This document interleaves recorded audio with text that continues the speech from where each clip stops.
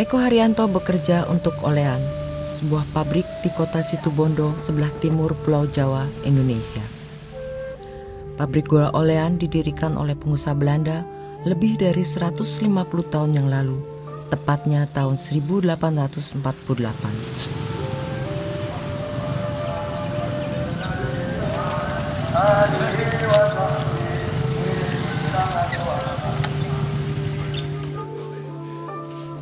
Eko adalah masinis ketiga di Olean dan bertanggung jawab untuk semua mesin-mesin di dalam dan di sekitar pabrik.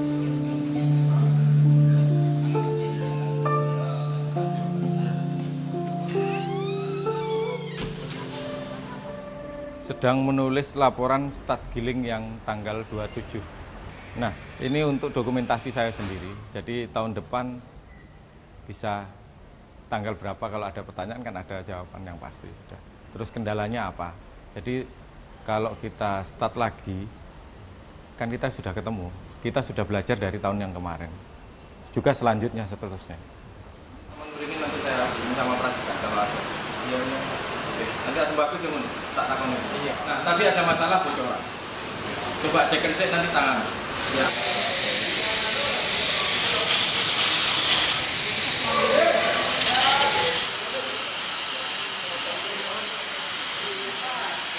Kawat lasnya kan ditutup.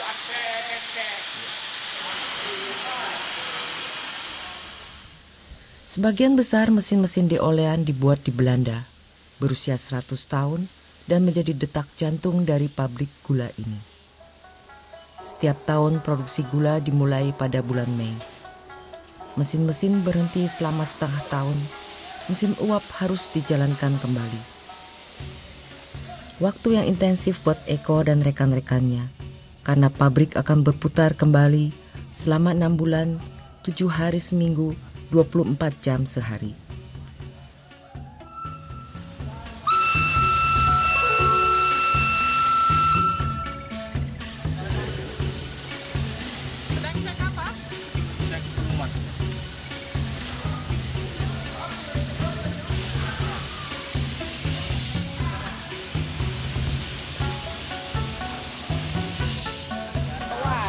Ayo, bukan deh, minggir.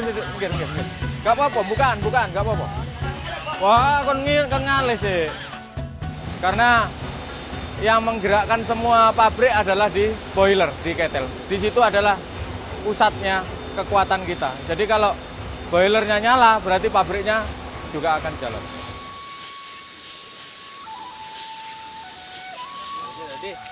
Nah.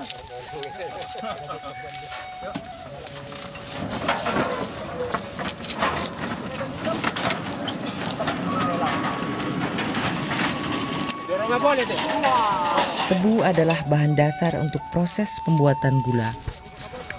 Sekitar pabrik Olean terdapat tanaman tebu perusahaan dan lahan-lahan petani tebu yang mandiri.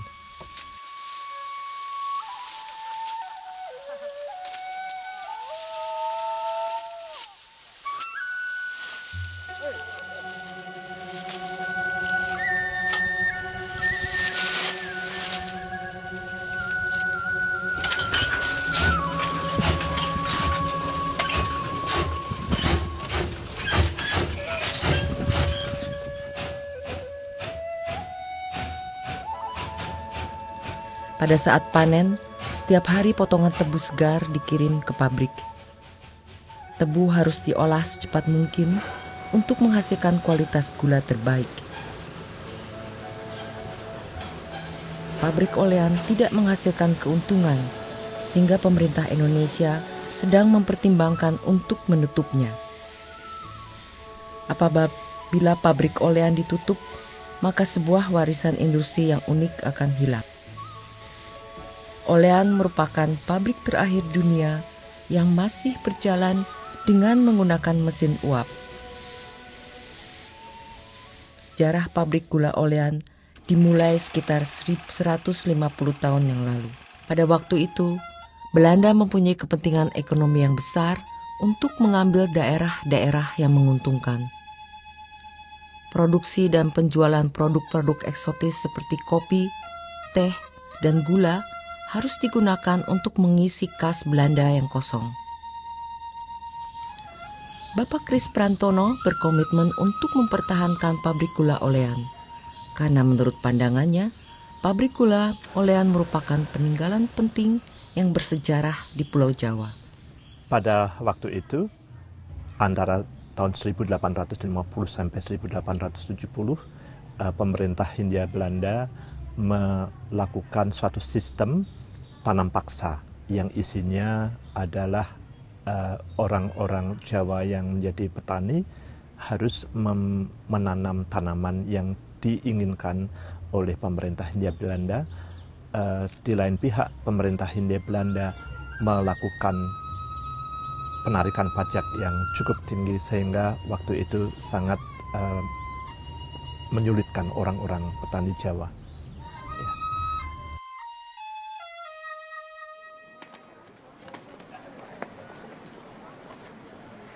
Charles van der Sweep adalah keturunan J.C. van der Sweep. Pada saat itu menjadi kapten di VOC. Dia mengenal seseorang yang tinggal di Batavia yang hampir pensiun, yaitu Tuan James Dupuy, seorang pelayan masyarakat Belanda di Jawa.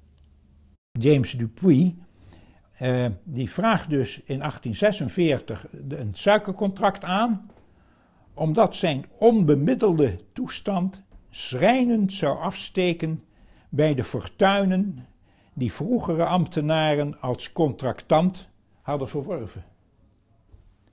Ja, kunnen we ons misschien wel voorstellen. Maar in ieder geval, zijn verzoek voor een suikercontract, dat werd ingewilligd. Pada tahun 1852, J.C. van der Sweep bersama James Dupuy menjadi pemilik 50% kontrak produksi gula di Olean.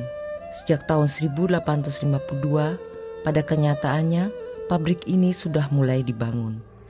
Tebu masih diolah dengan tenaga kerbau yang kuat dan proses tebu menggunakan panci terbuka. Pada tahun 1855, mesin uap yang dibuat di Belanda beroperasi. Pada masa itu, Olean menjadi pabrik gula yang sangat modern.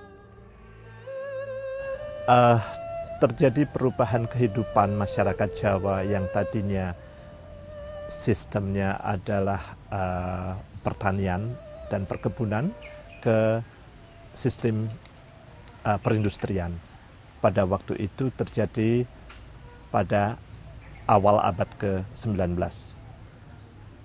Bekerja di sistem pertanian sangat tergantung pada alam, musim, kemudian jam kerja tidak ditentukan, mereka menentukan sendiri jam kerja. Setelah itu sistem perindustrian mereka sangat bergantung pada sistem yang sudah diterapkan oleh pengusaha-pengusaha di bidang industri tersebut. Seperti contohnya pada industri gula, orang bekerja di sana semuanya sudah diatur sehingga harus mematuhi peraturan yang sudah ditentukan. Sejak tahun 1860, kerajaan Belanda menerapkan politik demokratis dan liberal. Parlemen Belanda menghapuskan sistem tanam paksa yang telah diwajibkan di Pulau Jawa. Orang Belanda yang memiliki Olean mendapat kontrak produksi gula terakhir yang sangat menguntungkan. Pada tahun 1867, pendiri Olean menjual Olean dengan harga yang sangat menarik kepada perusahaan Van Hoboken. Van Hoboken adalah perusahaan gula besar dari Belanda yang memiliki banyak cabang di Jawa. Nou, kijk eens, ik zou willen zeggen dat er in de familie aardig wat verbruikt is. Als ik het zo maar zeg. Maar ik zeg er ook bij, ja, we hebben wel een deel hebben wij daarvan geërven. De Van der Sweepen en de opvolgers, zoals ik. Dus ik wil niet zeggen dat ik een rijk man ben, maar ik wil niet zeggen dat ik onbemiddeld ben.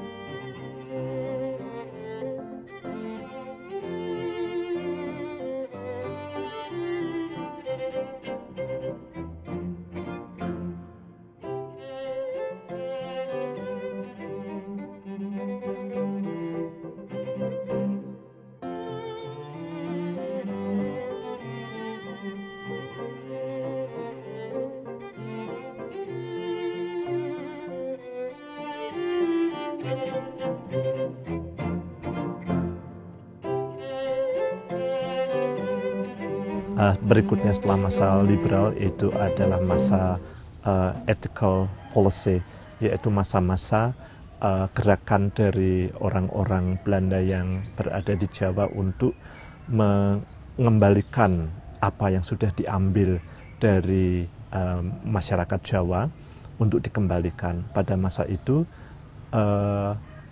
policy dari pemerintah Hindia Belanda mulai berubah, memberikan bantuan, memberikan infrastruktur yang lebih baik kepada masyarakat Jawa, kemudian sistem irigasi dan sistem pendidikan. Pada waktu itu mulai timbul sekolah-sekolah yang khusus untuk orang-orang Jawa, dan sistem irigasi yang ada di daerah pedesaan ini mulai diperbaiki. Pada 30 tahun pertama, angkutan tebu dari ladang ke pabrik olean dilakukan oleh kerbau-kerbau yang kuat. Oleh karena itu, suplai tebu ke pabrik tidak teratur. Kebutuhan transportasi menggunakan kereta modern terwujud pada tahun 1908, yaitu dengan beroperasinya 4 lokomotif kuat pengangkut tebu ke olean. Pada laporan tahunan olean tahun 1910, kita dapat mengetahui bahwa tukang potong tebu pun sangat senang dengan adanya sistem kereta yang modern, karena mereka mendapat upah harian yang lebih pasti dan teratur. Ketika suplai tebu teratur dengan baik, terlihat bahwa kapasitas pabrik terlalu kecil. Modernisasi pabrik diperlukan. Pemilik perusahaan Belanda, Van Hoboken, menginginkan inovasi dan perbaikan dalam proses produksi. Jika secara teknik olean berjalan dengan baik, pemilik akan lebih memperhatikan kesejahteraan pekerja-pekerja orang Jawa. Di dalam laporan tahun 1919 bisa diketahui bahwa evolusi di dalam masyarakat pribumi diperlukan, pembangunan sebuah kampung untuk pekerja pabrik yang higienis dan rapi. Di sana adalah pabrik gula, kemudian ada pembatas dinding. Di sini adalah perkampungan untuk masyarakat Jawa yang bekerja di pabrik gula yang berada pada layer paling bawah sebagai pekerja.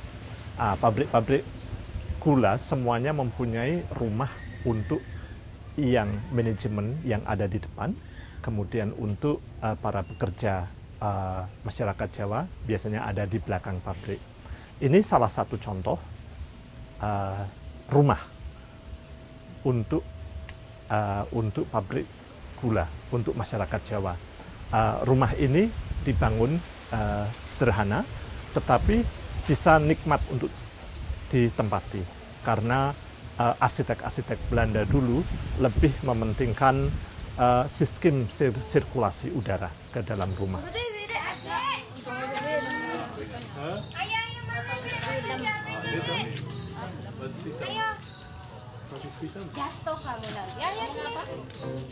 Masa keemasan untuk industri gula di Jawa terjadi sekitar tahun 1920. Kesuksesan industri gula di Jawa merupakan keberhasilan dari tempat pengembangan tebu milik Belanda. Hasil ilmu pengetahuan yang dikembangkan untuk penanaman yang subur berlangsung efektif. Jawa menjadi pemasok gula paling produktif di dunia. Selain olean, masih ada 200 pabrik gula yang aktif di Jawa. Total pekerja yang diserap di industri gula di Jawa lebih dari 1,5 juta orang.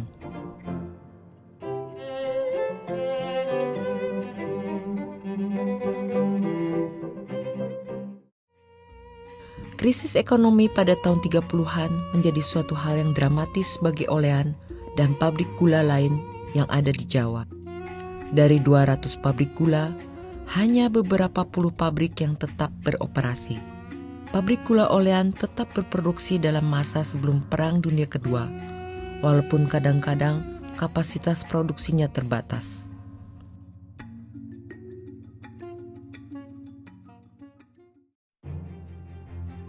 Pada waktu itu, karena orang Jawa tidak puas dengan pemerintahan kolonial Belanda, banyak tebu yang dibakar di lahan olean. Semangat untuk merdeka terjadi setelah adanya sistem pendidikan yang lebih baik. karena dengan adanya sistem pendidikan untuk masyarakat Jawa yang lebih baik, maka gerakan-gerakan untuk merdeka itu timbul. Sebenarnya ini tidak hanya masyarakat Jawa saja, tetapi masyarakat Belanda yang ada di Jawa ini ingin merdeka juga. Rob van Dort adalah seorang anak di keluarga Belanda yang dibesarkan di lingkungan pabrik gula di tahun 30-an. Kemudian dia menjadi seorang masinis di pabrik gula. Dia bertanggung jawab untuk mesin-mesin yang digerakkan oleh uap.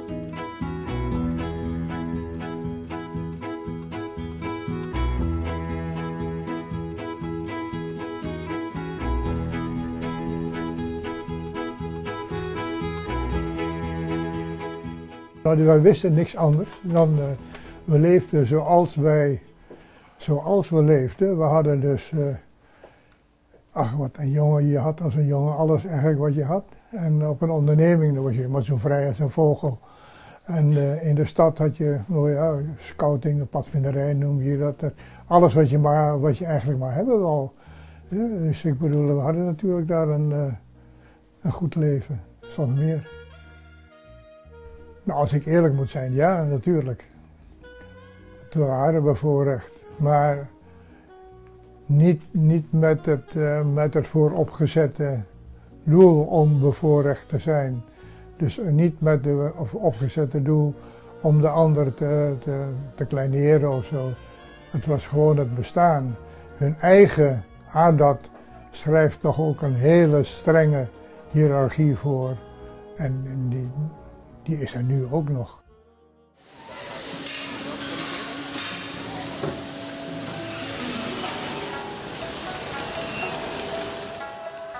Tebu yang diangkut dengan kereta uap harus diolah dengan cepat. Jika tebu telah masuk pabrik, akan diteruskan oleh ban berjalan yang dijalankan oleh uap ke jalur pres.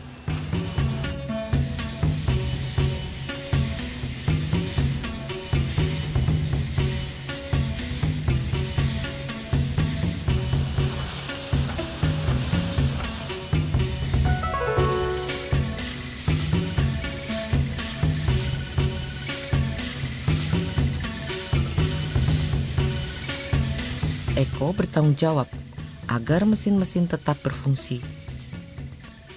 Bersama dengan rekan masinis lain, dia bekerja dengan sistem shift, sehingga pada masa potong tebu, pabrik beroperasi 24 jam sehari.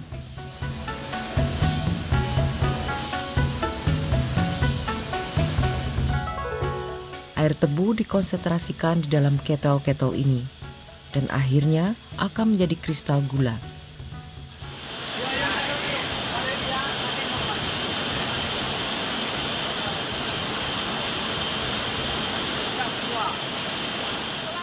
Pada akhirnya sari tebu cukup terkonsentrasi dan dapat mengalir ke sentrifugal. Sentrifugal juga didorong oleh mesin uap. Getaran dan putaran sentrifugal akan memisahkan sari gula terakhir dari kristal gula.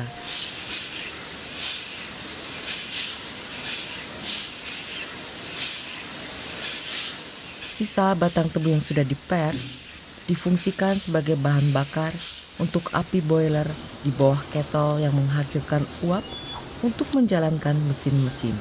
Sebuah solusi efisien untuk daur ulang limbah pabrik. Pada tahun 1940, pecah Perang Dunia Kedua di Eropa. Tapi di Jawa, paling tidak sampai 1942, tidak dirasakan dampaknya. Sampai ketika tentara Jepang menduduki Jawa pada tahun 1942, pegawai Belanda di Olean ditangkap dan dipenjarakan di dalam kamp Jepang atau melakukan kerja paksa di daerah yang diduduki oleh Jepang. Jepang masuk ke Indonesia dan berperang melawan pemerintah Hindia Belanda yang ada di Indonesia. Pada waktu itu banyak orang-orang pengusaha pabrik gula yang pulang ke negeri Belanda atau banyak yang ditangkap oleh tentara-tentara Jepang pada waktu itu. Kemudian sistem yang sebelumnya diterapkan oleh pemerintah, pengusaha pabrik gula yang ada di Jawa. Pada sistem layer paling atas, manajemen dipegang oleh orang Belanda, kemudian sistem pengetahuan untuk pengembangan perkebunan tebu oleh orang Belanda, kemudian kepala mesin lokomotif dioperasikan oleh orang Belanda, orang Jawa mengoperasikan sistem proses produksi dan untuk tenaga-tenaga kasar yang ada di level bawah. Ketika Jepang masuk ke Indonesia, mereka tidak bisa mengoperasikan karena tidak mengetahui cara mengoperasikan pabrik gula. Sehingga pada waktu itu orang Jawa yang sebelumnya bekerja pada level bagian bawah struktur pabrik gula harus mengoperasikan seluruh level dari atas sampai bawah pabrik gula.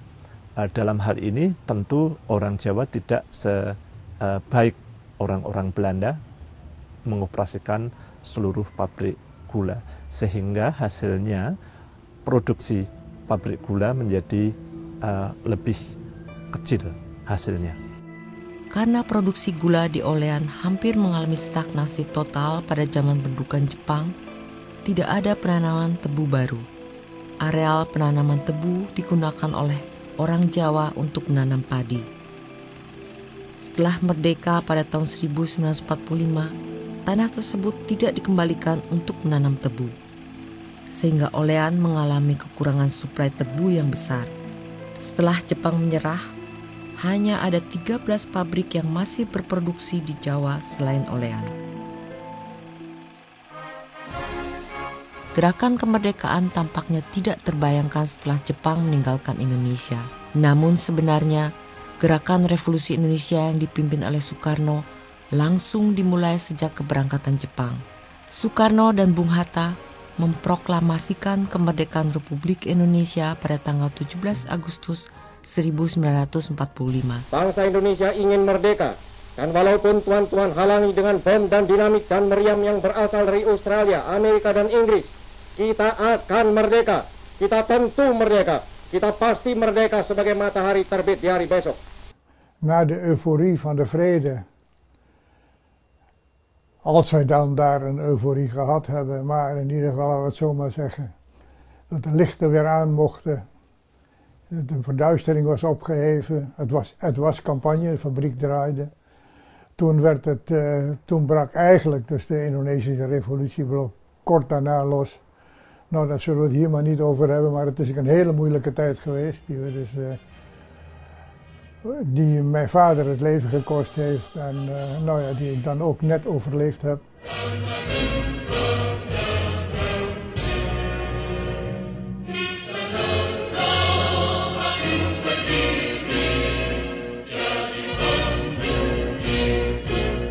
Het was in die tijd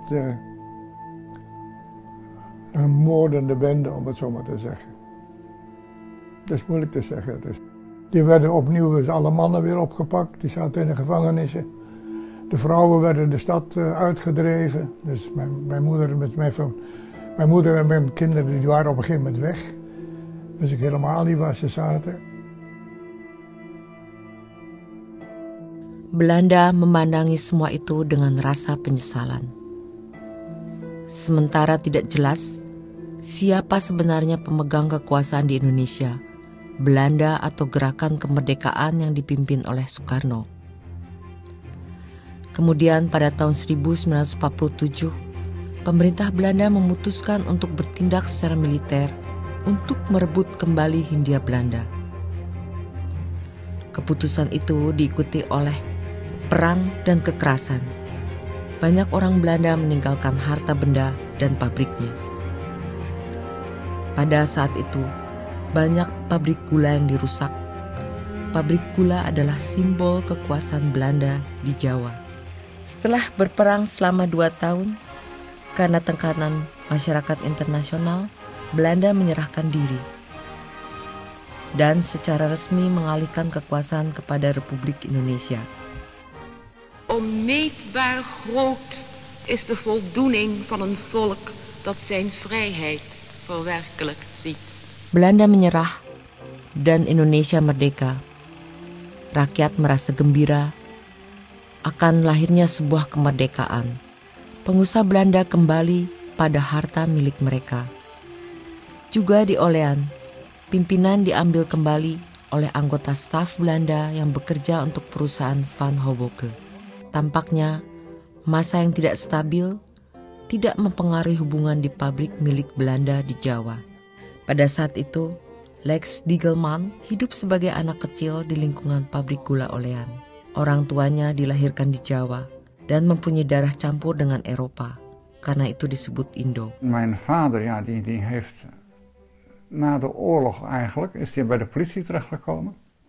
Indonesië werd toen onafhankelijk. En toen werd hem voor de keuze gesteld van of je neemt de Indonesische nationaliteit aan of je neemt ontslag. Nou, hij wilde niet de Nederlandse nationaliteit, de Indonesische nationaliteit aannemen, dus hij heeft ontslag genomen. Maar ja, hij moest natuurlijk wel werken. Dus toen is hij via zijn vader terechtgekomen bij een suikerfabriekenmaatschappij. En hij heeft dus hoofdzakelijk op Oost-Java gewerkt, onder andere op Sragi. En als laatste standplaats heeft hij Olean gehad. Wij werden met alle egaars behandeld eigenlijk. Ook door de bedienden. En ze waren heel aardig en heel netjes en alles werd gedaan. En ja, vrij onderdanig. Wat ik weet bijvoorbeeld is dat als ik dan 's avonds naar bed moest, dan rende ik vanuit de woonkamer over een zijgalerij naar de badkamer, waar ik dan gewassen ging worden door de kindermeid. En dan onderweg trok ik al mijn kleding uit en dat gooide ik dan overal neer. En de wasmeid, die rende dan achter mij aan en die mopperde dan een beetje. Maar die durfde er eigenlijk niet zoveel van te zeggen. En die raapte dan al dat wasgoed op, want er mocht geen rotzooi liggen op de grond. Die raapte dan onderweg al dat wasgoed op en dan, als ik dan bij de badkamer aankwam en ik keek dan om, dan zag ik haar net in de wasruimte verdwijnen om de kleding te gaan wassen. Dus ik werd heel goed behandeld als kind. Dus ik neem aan mijn ouders ook. Tegangan bertambah antara Belanda dan Indonesia karena Papua. Republik Indonesia menginginkan Belanda memberikan Papua. Belanda menolak dan sebagai reaksi, Republik Indonesia mengambil alih langsung dan menasionalisasikan semua perusahaan Belanda. Sejak saat itu, Olean dimiliki Indonesia. Semua fungsi yang diisi oleh orang Belanda diganti oleh orang Indonesia. Hij is de enige die hoeft te tekenen, zie ik. En mijn vader zit daarbij als getuige. Ja. En eigenlijk, ik vind het allemaal zo gelaten. Hij kijkt heel goed of er goed getekend wordt. Hij wacht rustig af. Orang Belanda sudah tidak diterima lagi dan harus meninggalkan Indonesia. Wat voor mijn ouders gold en voor veel Nederlanders die daar toen zaten was, ze waren er wel geboren en getogen. Het was wel hun land waar ze problemen kregen en hun land waar ze uitgeschopt zouden worden. En hun land waar ze nooit meer terug zouden keren, dat wisten ze ook. We kregen op een middag een telefoontje vanuit Surabaya dat de fabriek vanaf dat ogenblik overgenomen was. En dat nieuwe opdrachten zouden volgen. Dat was al. Toen kwam dus de nationalisatie op gang. Wat jij moet doen, is jij moet gaan vluchten. En dat betekende dat we dus naar, ik dacht Probolinggo, moesten vluchten met de auto, midden in de nacht. En daar zouden we dus op een boot kunnen stappen naar Singapore en van daar af, dat was al geregeld door mijn vader, zouden we dus kunnen doorvliegen naar Nederland.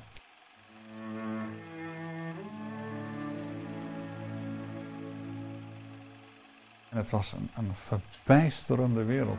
De zon scheen niet, het was ijskoud. Alles wat ik zag was spierwit. De bomen herkende ik niet als bomen. Het was een verschrikking. Nou, ik heb jaren nodig gehad, geloof ik, om eraan te wennen. En soms denk ik wel eens van, ik ben er nog steeds niet aan gewend. Aan het winterse leven hier. Het is verschrikkelijk. Sebuah era baru dimulai dan pertanyaan yang timbul adalah apakah orang-orang Jawa bisa menjalankan pabrik-pabrik yang telah menjadi milik negara? Ze hebben het als een rijpe appel in de schoot gekregen. Ze hebben natuurlijk iets verschrikkelijk moois achtergelaten. Maar het is natuurlijk van welke kant je het bekijkt.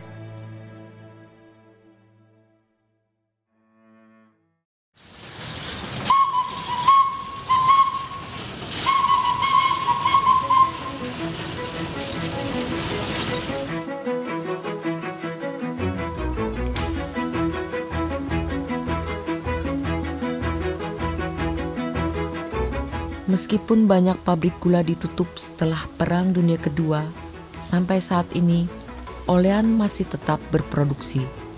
Dan orang-orang Jawa yang bekerja di sana merasa bangga dengan pabrik mereka. Karena saya suka pekerjaannya. Karena pabrik ini adalah sawah ladang saya. Saya kerja di sini bisa nyekolahkan anak saya, bisa bikin rumah, bikin segalanya. Jadi saya sangat mencintai pekerjaan saya, juga mencintai pabrik saya. Oh ya, pasti. Makanya istri saya itu ada dua. Yang pertama ada di rumah, yang kedua ya pabrik ini. Harus bisa membagi waktu. Kadang-kadang ya istri saya yang pertama juga saya cintai. Pabrik gula Olean ini juga sangat saya cintai. Pada periode tahun 1970 sampai 1980, pabrik gula di bawah pemerintah Orde Baru. Pada waktu itu, polisi dari pemerintah memberikan ladang-ladang tebu itu kepada rakyat, sehingga waktu itu terkenal dengan nama tebu rakyat. Nah, pada saat dikelola oleh petani, mereka tidak mempunyai pengetahuan untuk bagaimana mengembangkan tebu-tebu itu dengan baik. Nah, ini terjadi satu kemunduran juga karena tebu-tebu yang berkembang itu tidak ada pengelolaan secara baik karena ilmu pengetahuan mereka hanya bisa menumbuhkan saja, tetapi tidak bisa membuat kualitas menjadi lebih baik. Akibatnya hasilnya itu juga tidak sebaik seperti sebelumnya. Rendemen daripada tebu ini menjadi lebih kecil. Pak Muhsin. Pak D Muhsin. Karena kita adalah teamwork.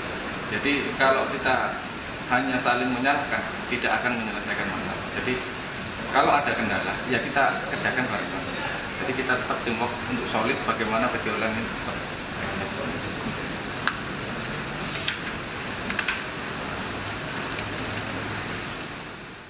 Mesin-mesin di Olean sudah tua dan sebagian perlu diganti. Produksi sering berhenti karena salah satu mesin rusak. Nanti dibuatkan klem pipa, disok. Togel Bapak Jo.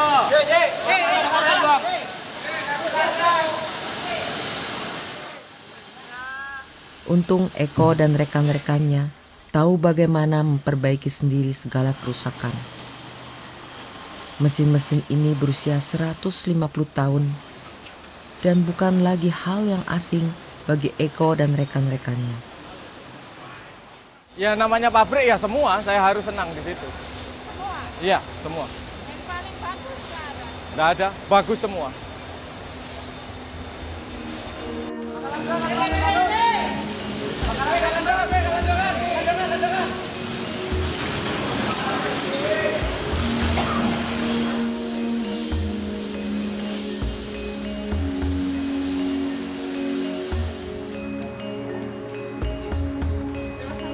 Saya panggil teman.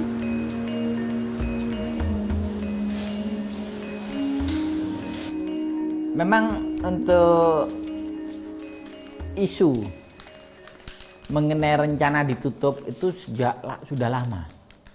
Sejak tahun 2000 sebelumnya itu sudah mulai ada isu untuk menutup itu.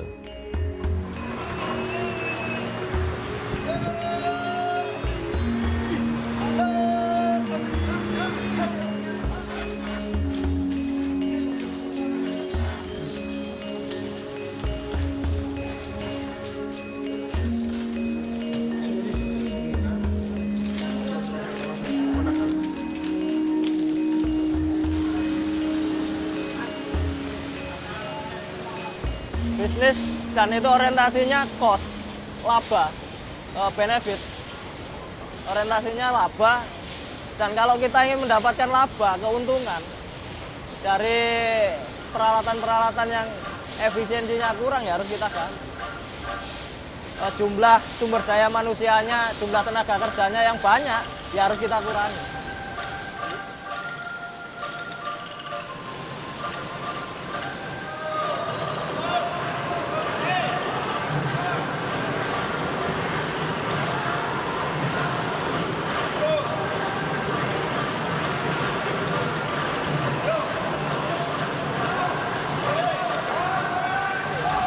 Untuk merawat steam engine itu kosnya besar, biayanya sangat besar. Beda dengan kita merawat seperti elektromotor. Perawatan elektromotor itu jauh lebih murah daripada perawatan steam engine. Kita membutuhkan banyak tenaga, membutuhkan banyak uang untuk merawat ini. Kalaupun ada subsidi untuk biaya perawatan mesin, it's okay, nggak masalah. Akan kita lestarikan mesin ini. Tapi kalau dana yang kita peroleh tidak ada, ya harus kita ganti. Mesin ya semua itu kan bersejarah. Apa yang dilakukan yang ada di pabrik olean itu ada sejarahnya, ya kan? Dan itu pun kita tidak bisa meninggalkan sejarah itu. Semua apa yang dikerjakan itu adalah pekerjaan-pekerjaan ya juga termasuk pekerjaan yang dulu. Kita mengulang-ulangi dan ini di situ itu. Dan jumlah tenaganya ya mungkin ya segitu itu ya dulu-dulunya gitu. Dan yang tidak kalah pentingnya semua itu kan bekerja kesinergian. Mulai dari logonya. Sayang logonya di sini ini adalah sudah ada 2 yang mulai zaman Belanda. Logo UAP gitu. Kita di sini kendalanya juga termasuk salah satunya juga logo. Logo itu kita membutuhkan ada tambahan. Mudah-mudahan nanti negara Belanda bisa membantu memberikan kontribusi ini logo atau diesel.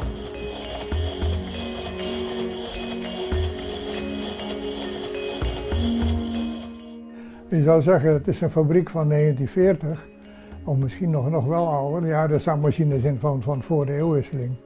Die staan daar allemaal en die werken er allemaal nog. Dit vind je nergens op de wereld meer, waar echt mooie machines staan.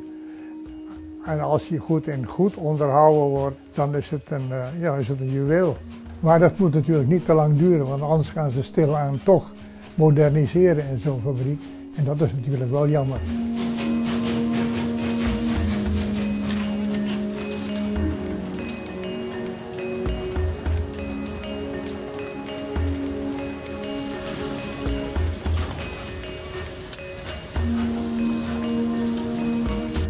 Kesimpulan, andai kata pabrik gula olean itu ditutup, maka kita akan kehilangan satu warisan budaya yang amat penting.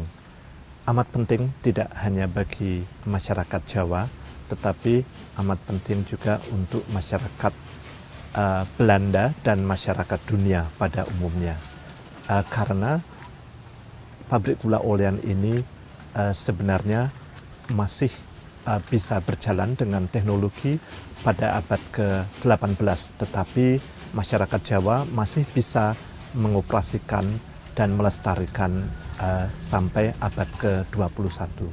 Ini yang paling penting. Selain itu, pabrik gula dan semua fasilitas yang ada di emplasemen pabrik gula ini merupakan suatu nilai budaya, mempunyai nilai sumber arsitektur modern, dan mempunyai nilai sejarah, terutama sejarah bagi orang-orang, baik orang Belanda maupun orang-orang Jawa yang pernah bekerja di pabrik gula selama hampir 300 tahun. Pada tahun 2013, pabrik gula ini tetap tidak menguntungkan. Direktur Olean berpendapat, Olean dapat menghasilkan keuntungan kembali dengan memperluas lahan perkebunan tebu di sekitar pabrik dan memodernisasi mesin, pemerintah Indonesia sebagai pemilik bertanggung jawab untuk melakukan pilihan. Hari-hari terakhir pabrik yang sepenuhnya berputar dengan menggunakan uap tengah dihitung. Adanya modernisasi akan mengancam dan menghilangkan mesin-mesin dan kereta uap. Hal tersebut akan menghilangkan komponen-komponen penting sebagai karakter unik dari olean. Dunia akan kehilangan monumen mesin uap terakhir dari zaman revolusi industri. Saya standby dari Handy Talke itu. Kan biasanya antara C-maker dengan masinis kan masinis jaga sama C-maker jaga kan sering berhubungan kalau ada masalah. Kalau masalahnya agak berat, biasanya tanpa disuruh pun saya akan ke sana. Kalau kira-kira pikiran saya enggak ini bisa diatasi, ya saya enggak ke sana.